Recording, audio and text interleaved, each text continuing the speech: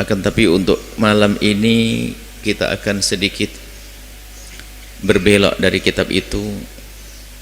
Kita akan bahas tentang 10 awal Dzulhijjah dan keutamaannya, karena perkiraan Sabtu atau Ahad depan kita memasuki bulan Dzulhijjah. Bulan Dzulhijjah bulan istimewa, di antara salah satu bulan haram, bulan yang dimuliakan oleh Allah. Dan khususnya di 10 awal Dzulhijjah itu ada keutamaan-keutamaan yang dikhabarkan oleh baginda Nabi sallallahu alaihi wasallam. Dalam satu hadis Imam Ahmad meriwayatkan, "Ma min ayyamin a'dhamu indallahi wa la ahabbu ilaihi al-amalu fihinna min hadhil ayyamil ashri fa'akthiru fihinna at-tahlila wat-tasbiha wat-tahmida wat-takbira." Baginda Nabi menyebutkan tidak ada hari-hari yang lebih agung dan lebih dicintai oleh Allah melebihi daripada 10 awal Dzulhijjah. Tidak ada yang lebih bagus, lebih dicintai oleh Allah untuk al-amal fihinna, untuk beramal baik, melebihi daripada 10 awal Dzulhijjah. Maka Nabi memerintahkan, mengajarkan, fa'akthiru fihinna, perbanyaklah oleh kalian semua di 10 awal Dzulhijjah ini untuk membaca tahlil, Allahu Akbar, la ilaha illallah, kemudian baca tahmid, tasbih, baca alhamdulillah, baca subhanallah, baca takbir. Dari hadis ini para ulama menjelaskan tentang keutamaannya 10 awal Dzulhijjah. Kalau kita pernah mendengar begitu pentingnya dan agungnya malam 10 akhir bulan Ramadan, maka ketahuilah tidak ada yang bisa mengalahkan hari-hari 10 awal Dzulhijjah. Jadi 10 akhir bulan Ramadan orang berbondong-bondong. Nabi memberikan contoh agar menghidupkan malam-malam 10 akhir Ramadan. Dan betul itu keutamaan malam 10 akhir Ramadan. Akan tapi dari riwayat ini para ulama, sebagian ulama menjelaskan bahwa jika bicara tentang malam-malam istimewa adalah 10 akhir Ramadan adalah malam istimewa. Tapi kalau bicara tentang hari, maka ketahuilah 10 awal Dzulhijjah adalah hari-hari istimewa. Mungkin bisa kita katakan sebanding kehebatannya. Maka dari itu bagi Anda yang sudah biasa menghidupkan 10 akhir Ramadan dengan i'tikaf, maka jangan ragu meningkatkan kualitas kebaikan di 10 awal Dzulhijjah. Dan banyak riwayat, termasuk Imam Bukhari meriwayatkan juga tentang ma min ayyamin, tidak ada hari-hari al-amalu soleh fihinna, tidak ada hari-hari untuk melakukan amal soleh ahabbu ilallahi, lebih dicintai oleh Allah, min hadil ayyamil ashri, melebihi dari 10 awal Dzulhijjah ini. Tidak ada amal apapun, kalau kita bersedekah di hari ini baik, tapi kalau sudah 10 awal Dzulhijjah kebaikan dilipat gandakan lagi. Kebaikan apapun, amal soleh ini tidak terbatas. Kebaikan apapun.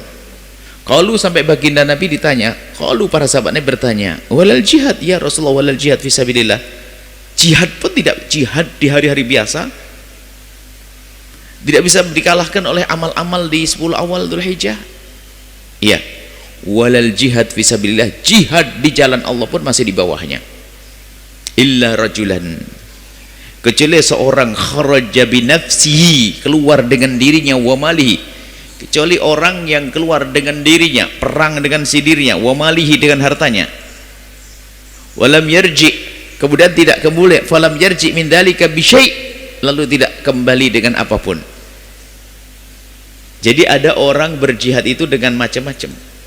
Ada orang yang tingkat tinggi berjihad dengan hartanya dan jiwanya.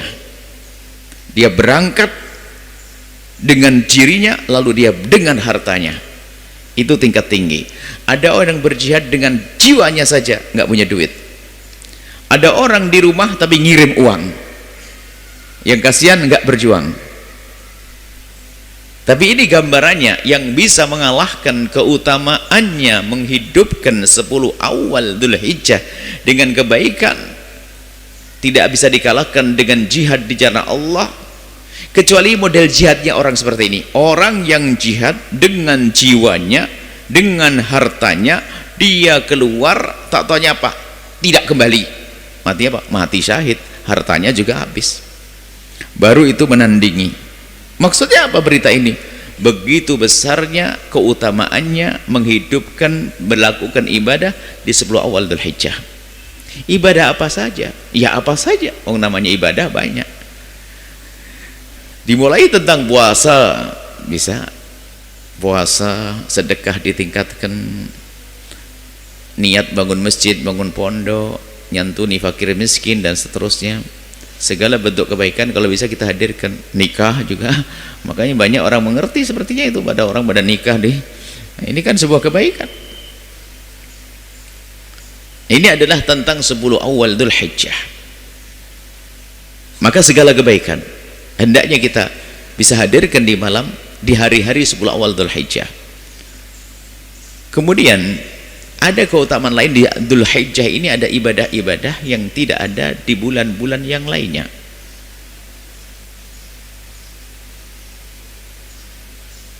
Ada ibadah yang hanya ada di Dzulhijjah ini. Di hari lain nggak ada. Puasa Ramadan, ya puasa Ramadan puasa. Tapi Senin Kamis selain Ramadan juga ada kok. Apalagi sholat ada. Sholat di mana saja ada waktu. Tapi ada ibadah yang hanya adanya di bulan Dzulhijjah, yaitu pertama ibadah haji, yang kedua adalah ibadah korban. Nggak ada di bulan Ramadan, nggak ada korban, nggak ada haji, hanya ada di bulan Dzulhijjah ini, khusus nanti wukuf di Arafah. Ini yang harus kita fahami tentang 10 awal Dzulhijjah. Mulai sekarang sudah berpikir yang biasa puasa tingkatkan kursusnya itu. Ibu-ibu yang punya hutang sekalian deh, niatnya bayar hutang saja, nanti mendapatkan keutamaan yang lainnya. Bayar hutang puasa boleh 10 awal Dzulhijjah. Cuma bagi yang bisa melakukan puasa di 10 awal Dzulhijjah, jangan sampai lupa di antara hari ke-1, ke-2, ke-3, ke-4, 5, 6, 9, yang paling penting adalah hari yang ke-9, hari Arafah, yang Allah ampuni dosa yang lalu.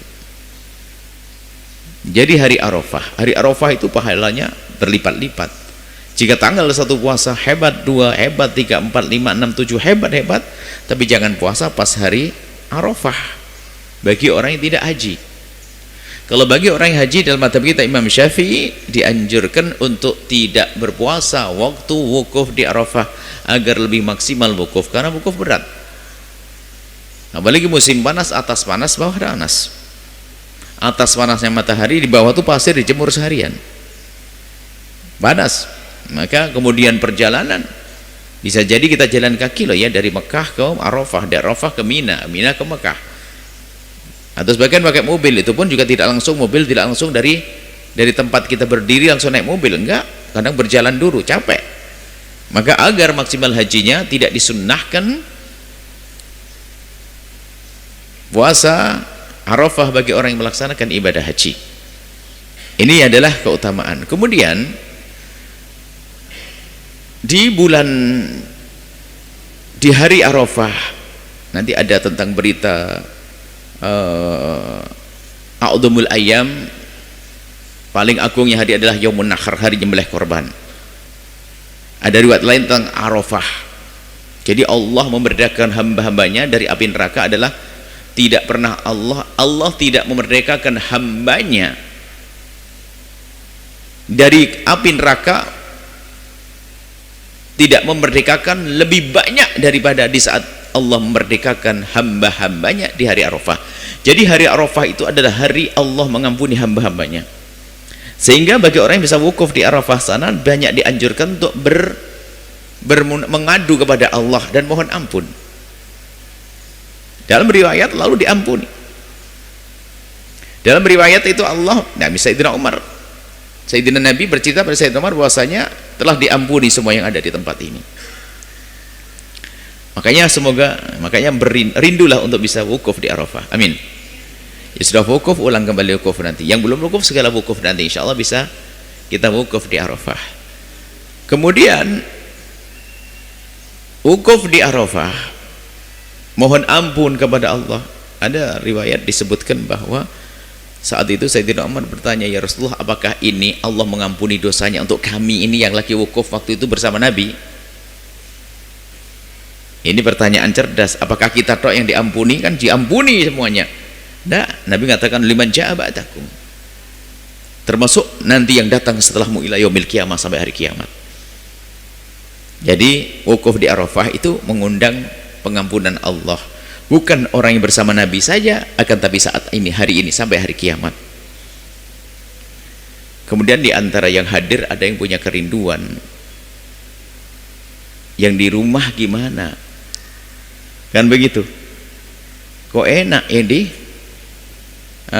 yang di rumah bagaimana? Kan aku punya saudara nggak bisa haji, ponakanku nggak bisa haji. Jadi ini adalah tanda cinta, dia mendapatkan pengampunan tapi saudaraku di rumah. Maka Nabi mengkhabarkan puasa Arafah akan menjadikan sebab diampuni dosanya. Maka berpuasalah, jangan sampai Arafah nanti tidak berpuasa. Kemudian kabar hari Arafah itu adalah hari Allah memberikan pengampunan dan memberikan kebaikan, adalah untuk orang yang wukuf saja di Arafah atau yang lainnya. Yang jelas yang wukuf di Arafah. Akan tapi ulama menjelaskan tidak hanya orang yang wukuf di Arafah, akan tapi orang yang saat itu juga punya kerinduan kepada Allah Subhanahu wa taala. Cuman spesies yang Arafah ya jelas disepakati, nggak ada perbedaan dalam hal ini. Oleh sebab itu ada sebagian, termasuk Sayyidina Abdullah bin Abbas itu sendiri, membuat satu kegiatan di saat beliau berada di Madinah, tidak bisa, atau tidak di Mekah, yang jelas beliau membuat satu perkumpulan di sore hari Arafah untuk mengadu kepada Allah Subhanahu wa taala. Bukan wukuf. Wukuf hanya ada di Arafah saja, tapi sekedar berkumpul untuk berzikir, menyebut nama Allah dan melakukan kebaikan. Dan ini sah karena hadis Nabi menyebutkan tadi yang sudah kita baca pada awal majlis, tidak ada kebaikan yang lebih bagus untuk dilakukan melebihi daripada kebaikan dilakukan di 10 awal Dzulhijjah. Maka bukan sebuah kesalahan jika ada orang berkumpul di hari Arafah, khususnya sore hari Arafah, sambil nunggu buka bersama, kemudian setelah itu ada tausiah di sana, sah-sah. Dan itulah yang dilakukan di Al-Bahjah setiap tahun untuk memperbanyak tahlil, takbir, tahmid, tasbih itu. Jadi mari kita hidupkan di 10 awal Dzulhijjah dengan kebaikan-kebaikan, sebisa kita harus sedekah dan seterusnya. Kemudian nanti ada di malam hari raya Idul Adha itu ada amalan takbir. Takbir itu kan ada dua. Yang pertama takbir mutlak, yang kedua muqayyad. Muqayyad itu takbir yang mengiringi waktu sholat. Kalau mutlak atau mursal itu adalah bebas, dikumandangkan di pasar-pasar dan itu dianjurkan. Kalau hari raya Idul Adha itu ada dua takbir. Yang pertama takbir muqayyad, takbir yang biasa dibaca setelah sholat. Adapun mursal, takbir yang dibaca bebas di jalan-jalan dan di pasar-pasar. Cuma nanti perbedaan para ulama tentang waktunya dan tentang sighat takbirnya itu kayak apa. Kita bicara di madhab kita dulu, Imam Syafi'i radhiyallahu ta'ala anhu.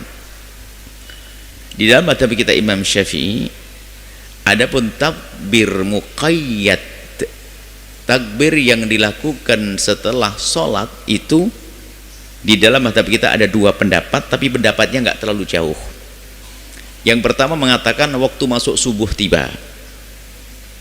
Yang kedua adalah setelah sholat subuh, mirip-mirip. karena takbirnya apapun bentuknya tetap habis sholat kan. Jadi ada yang mengatakan adalah waktu subuh tiba itulah waktunya takbir muqayyad, takbir yang terikat dengan waktu sholat. Ada sebagian lagi mengatakan setelah sholat subuh. Ya, dalam hal ini tidak ada perbedaan, karena takbirnya setelah sholat.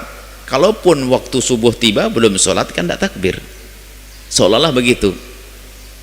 Dan bisa saja itu jadikan alasan mengatakan tidak terlalu banyak perbedaannya, tapi sesungguhnya ada perbedaannya. Nanti ternyata sunnah takbirnya itu bukan saja sholat fardu, sholat sunnah pun disunnahkan bertakbir.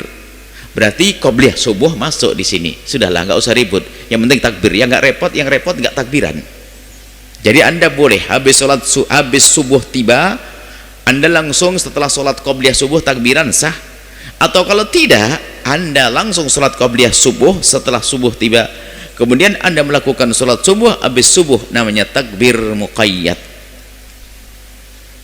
Takbir muqayyad, takbir yang terikat dengan waktu. Ini pertama.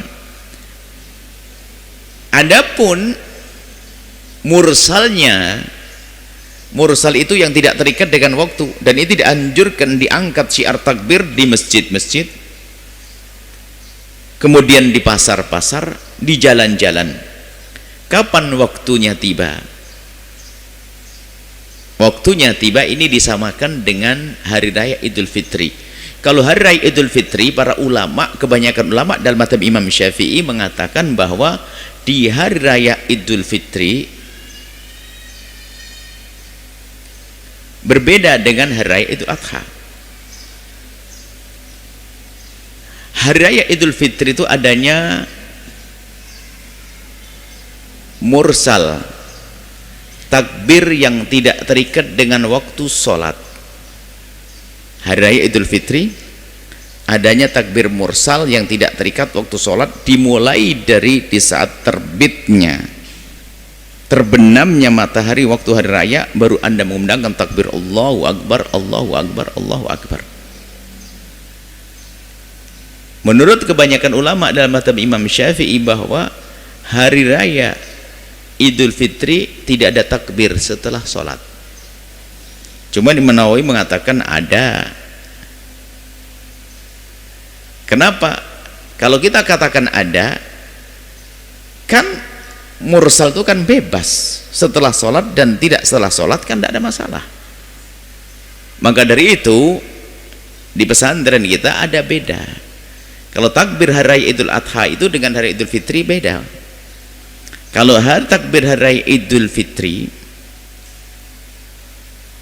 itu setelah zikir. Kalau hari raya Idul Adha kita hadirkan langsung setelah sholat. Sebab yang adanya muqayyad, yang takbir setelah sholat itu adanya di Idul Adha. Sehingga kalau hari raya Idul Adha kita bertakbirnya setelah assalamualaikum langsung takbir. Baru setelah takbir muqayyad, baru setelah itu berzikir. Setelah itu berdoa. Setelah berdoa kan takbir mursal setelah itu. Baik, jadi kurang gini, sudah sederhana, tidak usah. Yang penting amalannya dulu. Nah, lalu apa yang harus kita lakukan nanti di hari Idul Adha? Banyak takbir, banyak tahlil. Khususnya ingat waktunya jelas. Menurut mazhab kita Imam Syafi'i, takbir mursalnya, takbir yang dikumandangkan di jalan-jalan, di tempat yang bebas tidak terikat dengan waktu adalah disamakan dengan hari raya Idul Fitri, yaitu terbitnya malam hari raya.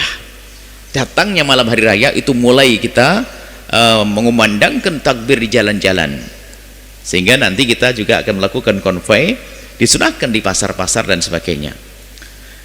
Kemudian adapun takbir yang bebas menurut mazhab kita Imam Syafi'i, tadi kita sebutkan mulai dari subuh hari Arafah.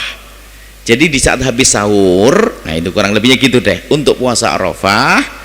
Kok datang waktu subuh, itulah waktunya takbir setelah sholat tiba. Akan tapi kita beritahu madhab lain supaya Anda itu punya wawasan bahwa menurut madhab lain seperti madhab Hambali, Ibnu Qudamah menjelaskan takbirnya yang tidak terikat dengan waktu itu bebas, mulai dari mulai dari awal hari bulan Dzulhijjah sudah dianjurkan. Berarti mulai dari awal Dzulhijjah sudah takbir, Anda sambil rengeng-rengeng lah sambil jualan di pasar sambil takbiran. Allahu Akbar, Allahu Akbar. Nah, makanya tidak usah kaget di sebuah kampung lo kok takbirnya kok dari awal Dzulhijjah. Seperti kunut.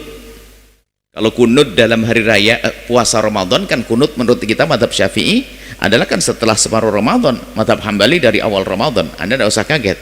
Ini perbedaan. Kemudian sighah takbirnya berbeda-beda. Sebagian hanya 2 kali, Allahu Akbar, Allahu Akbar. La ilaha illallah, Akbar, Allahu Akbar, Allahu Akbar 2 kali ada. Nah, lalu bagaimana dengan hadis yang disebutkan tadi bahwasanya fa'akthiru fihinna, perbanyaklah di 10 awal Dzulhijjah itu untuk baca tasbih, tahlil, takbir dan sebagainya. Itu kan sangat sesuai dengan mazhab Hambali. Tentunya sahaja mazhab Hambali yang mengadu zikir saja, wong semua amalan boleh kok. Hanya kita dalam mazhab Syafi'i harus juga jelas bahwa mazhab Syafi'i tidak. Masuknya adalah waktu subuh tiba. Subuh tiba baru nama takbir yang namanya takbir yang terikat dengan waktu sholat. Lalu bagaimana dengan hadis ini? Hadis ini takbir biasa, tahlil. Makanya dalam hadis fa'akthiru fihinna at-tahlila wat-tahmida wat-tasbih wat-takbir, itu adalah yang selama ini Anda paham, subhanallah, alhamdulillah, wa la ilaha illallah, Allahu akbar, itu aja. Dalam madhab selain madhab Imam Ahmad adalah membaca itu, perbanyak. Makanya kalau sudah masuk 10 awal Dzulhijjah, perbanyaklah baca subhanallah, alhamdulillah, wa la ilaha illallah akbar. Lain daripada takbir tadi, takbir nanti belum waktunya.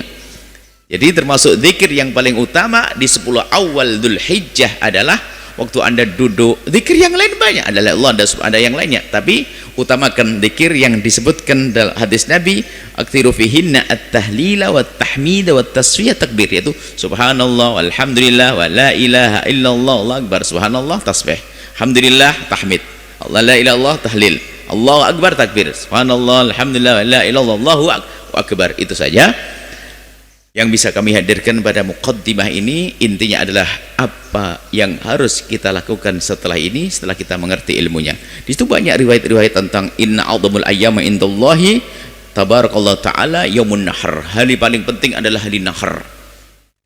Artinya memang secara umum awal Dzulhijjah adalah istimewa. Arafah tanggal 9, sembelih korban adalah tanggal 10. Sampai nanti menyembelih korban lah, ini jangan lebih tidak. Waktu korban nanti memanjang sampai hari tasyrik selesai. Nah, akhirnya yang belum kita, yang tertinggal, takbir muqayyad, takbir yang dianjurkan setelah sholat dimulai daripada waktu subuh tiba hingga berakhirnya hari tasyrik. Hari tasyrik adalah hari yang 11, 12, 13. Hari raya korban tanggal 10. 11 masih Anda boleh masih disunahkan takbir setelah sholat, dan juga bahkan dalam mazhab Syafi'i tetap boleh korban. Kalau Anda tiba-tiba rezekinya dapatnya tanggal 12, beli kambing, disembelih tanggal 11 jadi korban, 12 jadi korban, sampai tanggal 13 masih jadi korban selagi matahari belum terbenam di hari itu. Ini saja. Setelah Anda menyaksikan video ini, jangan lupa berselawat kepada baginda Nabi Muhammad sallallahu alaihi wa alihi wa sahbihi wasallam.